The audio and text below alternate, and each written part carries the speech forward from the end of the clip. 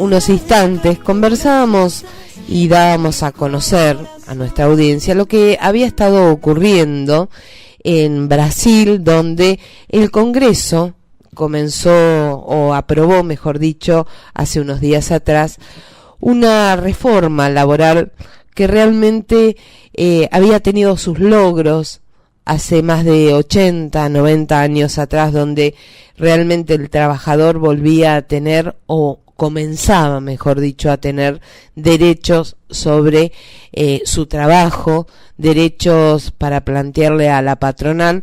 y creo que es un tema que debemos abordar, que tenemos que ser conscientes que muchas veces esto, cuando se habla de la flexibilización laboral, cuando el gobierno dice que el gran problema es la industria de los juicios, que las cargas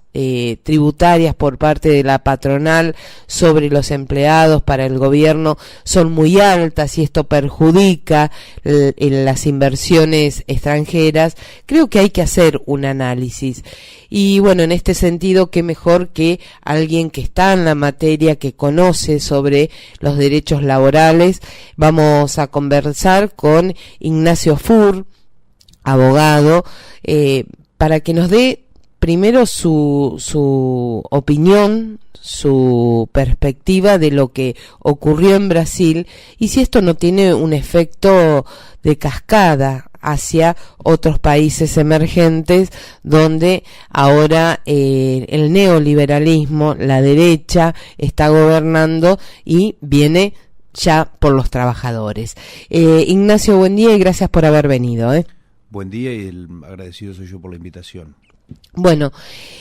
vamos a explicarle un poquito a la gente cuáles fueron los derechos que perdieron los trabajadores en Brasil a partir de esta aprobación en el Congreso,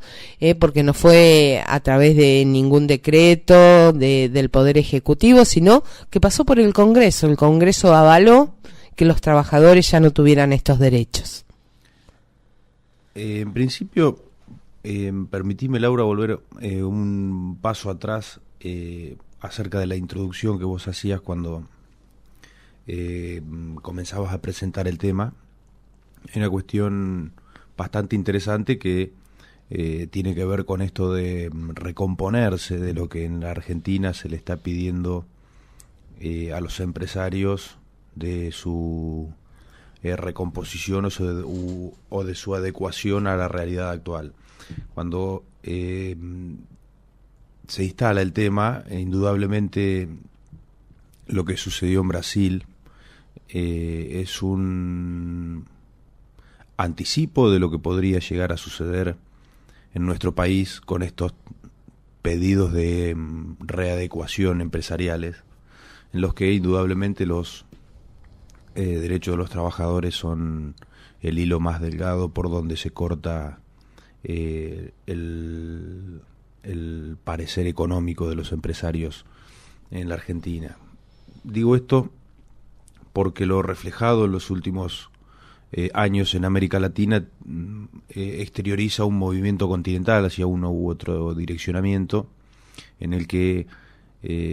con las salvedades de Morales en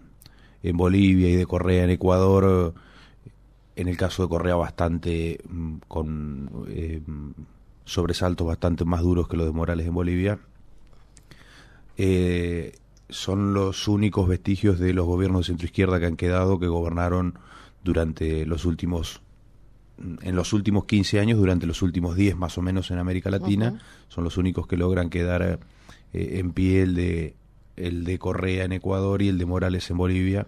con lo que, aclarado esto,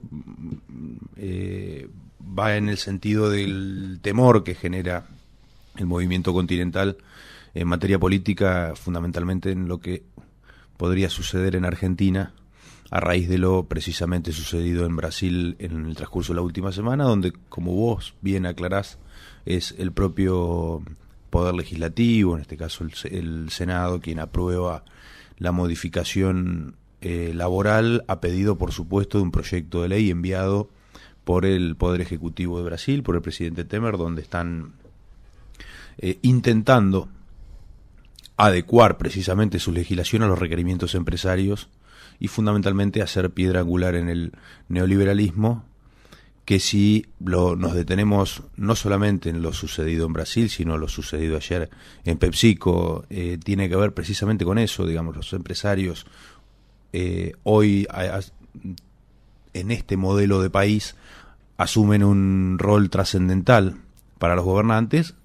en desmedro de los trabajadores. Entonces, esto hoy... Con la ausencia y la complicidad del Estado Nacional, donde el Ministerio de Trabajo parece el ministerio de la patronal, no de los trabajadores. Claro, porque el direccionamiento del gobierno es hacia ese sentido, en el ceder fuerzas frente al avasallamiento empresario, en un liberalismo como el que se está llevando adelante en la Argentina. Y lo que sucedió ayer en PepsiCo es un reflejo de lo que la normativa de Brasil y de lo que piden los empresarios en Argentina.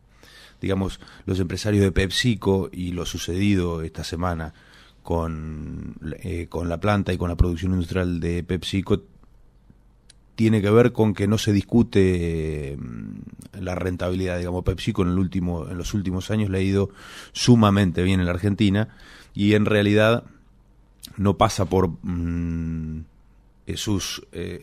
perder económicamente, sino por un modelo que se pretende instalar y que sea la lanza de un anteproyecto de modificación laboral en la Argentina también. Para no entretener demasiado a la audiencia y que no corran demasiado con un aburrimiento en la introducción llevada adelante, es importante considerar ahora sí los puntos que serían los puntos que fueron modificados por la reforma laboral brasileña, pero que por otra parte me permite una suerte de chanza, es francamente un disparate lo sucedido. Y si uno considera la fuerte legislación laboral que tiene nuestro país, el tiempo en el que maduró toda la legislación laboral en el país, el fuerte movimiento sindical que llevó también a que muchas consideraciones lleguen a ser ley en la Argentina, la gran diferencia, o una de las grandes diferencias, en realidad que nos podría permitir ver esto con más optimismo, es que en Argentina son mucho menos los sindicatos que en Brasil, con lo que podría fortalecerse para una misma actividad laboral. En Brasil hay muchísimos más gremios que aglutinan a esos trabajadores, que lleva a que sean menos cantidad los afiliados al gremio que en Argentina, que son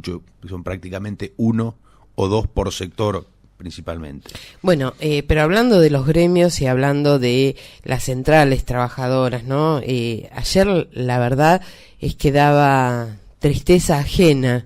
ver que la CGT no repudiara abiertamente lo que había pasado con estos 600 trabajadores, que dijera que iban a tener una reunión próximamente y que se esté hablando de la posibilidad de realizar un paro y movilización el 22 de agosto. Estamos a un mes y días de esa fecha, ¿no? En repudio a lo que pasó en el día de ayer, porque ellos no querían tener, digamos, sobre sus espaldas la incidencia política. Exacto, la incidencia política de favorecer a distintos sectores y, digamos, perjudicar al gobierno nacional.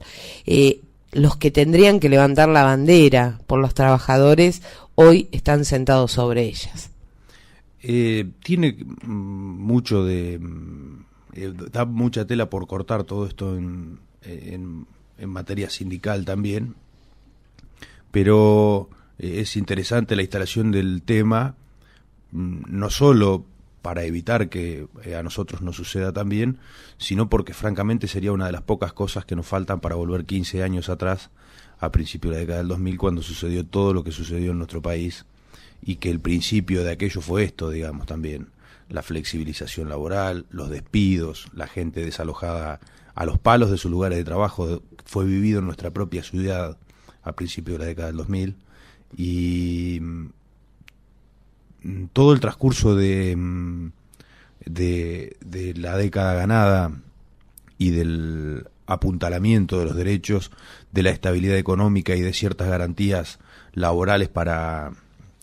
el personal, se podrían ver echadas por tierra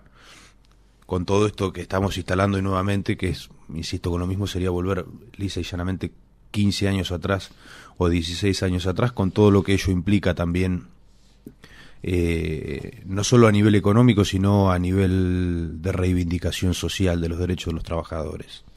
Ignacio, con respecto, vamos a especificar qué es lo que pasó en Brasil, qué se les quitó a los trabajadores a partir de esta ley, ¿no?, que se aprobó en el Senado, y que realmente uno dice, ¿es posible que esto en el 2017 esto esté ocurriendo? Indudablemente lo es, pero esta introducción previa que llevamos adelante juntos tiene que ver precisamente con eso, para situarnos en tiempo y espacio de lo que está sucediendo en el continente y no solo en nuestro país. En principio, los grandes puntos de la reforma laboral en Brasil es facilitar a nivel empresarial la contratación y el despido de gente, evitando mucha burocracia y mucho aspecto económico, previsional e impositivo para la gente. En principio, los grandes puntos son que se le otorga mayor primacía a los convenios colectivos de trabajo a los que arribe el personal con el empleador que a la propia ley. Por eso es que incluso se podrán fraccionar las vacaciones en 3 periodos anuales a criterio del empleador y de acuerdo a su necesidad. Y no serán pagas. Y no serán pagas. Queda también afuera de toda negociación, si se quiere ponerle un rótulo, paritaria, asuntos como el salario mínimo, el aguinaldo o los aportes, aquel fondo de garantía que en la Argentina se llama el fondo de desempleo, que es para cuando el empleado queda sin trabajo, perciba el fondo de desempleo, queda fuera de discusión paritaria el fondo, ellos le llaman un fondo de garantía, que el empleado recupera en caso de despido, la licencia por maternidad de 120 días, la bonificación del 50% de las horas suplementarias, digamos el pago de la hora extra, lo que nosotros llamamos así,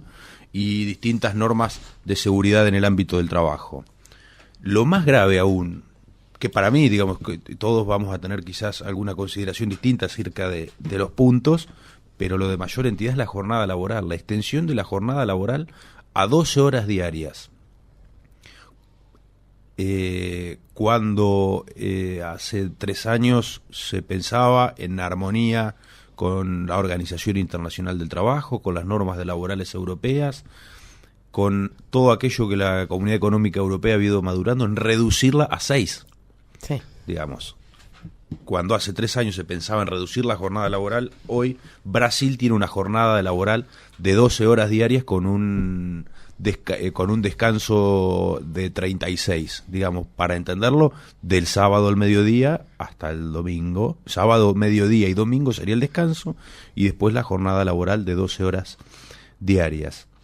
También implica el pago diario, no el pago mensual, que eso también tiene realmente un impacto en los salarios importante. Claro, una de las medidas más polémicas es la que le va a permitir pagar salarios al empleado sobre una base horaria o diaria. Volvemos al jornalero, digamos, ya no mensual. El empleador va a poder convocar al empleado con una antelación de 3 días, asignarle la ocupación, le va a informar cuál va a ser la jornada laboral, y fuera de ese periodo el trabajador no estará a disposición de la empresa, con lo que el empleado podría ser empleado de 3 lugares distintos para completar su semana laboral, si tuviera que trabajar por 2 días para cada patrón. Se crea una figura de un trabajador autónomo exclusivo que puede prestar servicios a un único empleador, pero con un vínculo laboral no permanente, digamos, como si en Argentina permitiéramos que todo el mundo fuera monotributista, digamos, dejáramos a un lado la relación de dependencia patrón-empleado y todo el mundo fuera monotributista y no tuviera dependencia con ese empleador, sino que lo ocuparía solamente por el rato y por el tiempo que necesita ocuparlo. Dejaríamos a un lado ya lo que en la historia del derecho del trabajo es la relación de dependencia entre el patrón y el empleador, y tendríamos una suerte de, técnicamente, locación de servicios. Para que el oyente lo entienda con un poco más de facilidad, sería una suerte de alquiler del servicio. Pago por lo que necesito y no genera dependencia económica,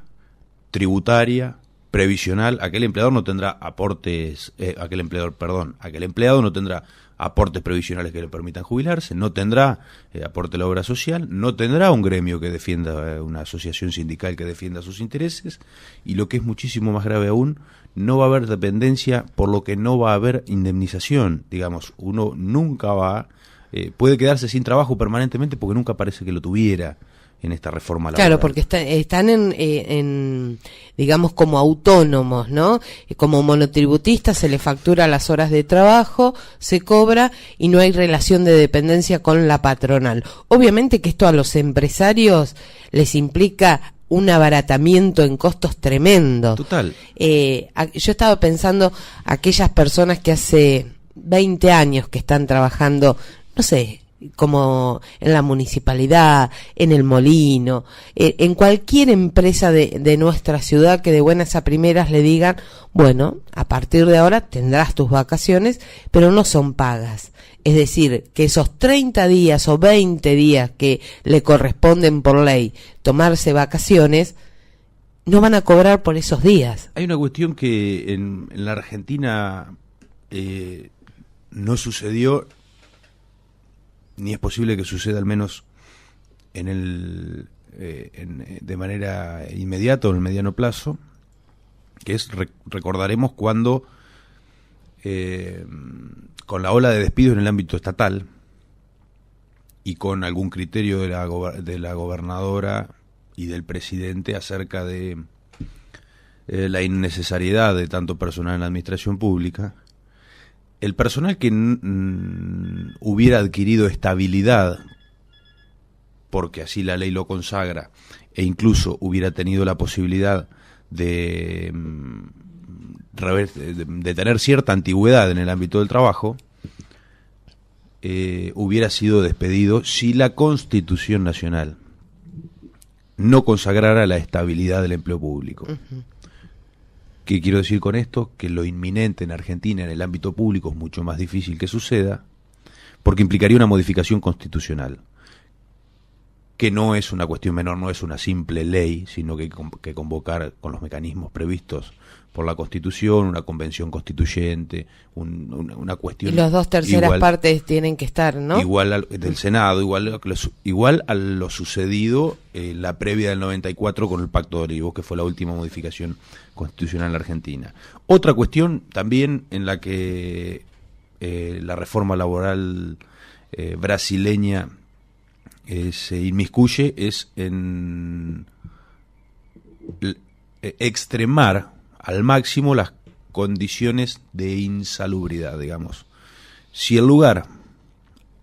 hablando vulgarmente, fuera más o menos seguro, ya no va a haber insalubridad para el pago como bonificación salarial y como reducción de la carga y jornada horaria. Esto quiere decir que tiene que revestir muchísima entidad las malas condiciones de salubridad, seguridad e higiene en el ámbito del trabajo para que esto le permita cobrar esa bonificación por insalubridad. Caso contrario, se va a cobrar sin ningún tipo de plus y se va a desarrollar en aquellas condiciones que describimos recién, con la extensa jornada de trabajo, con la posibilidad de ser desafectado del trabajo de acuerdo a la necesidad del empleador, una serie de avasallamientos que prácticamente esto, ayer cuando lo hablaba con algunos compañeros analizando un poco lo sucedido, es prácticamente volver a la Edad Media, eso, y volver... Es retroceder 90 años atrás. Sí, o más, porque estas condiciones laborales... ¿Por qué digo que más? Porque probablemente hace 100 años se desarrollaban de esta forma,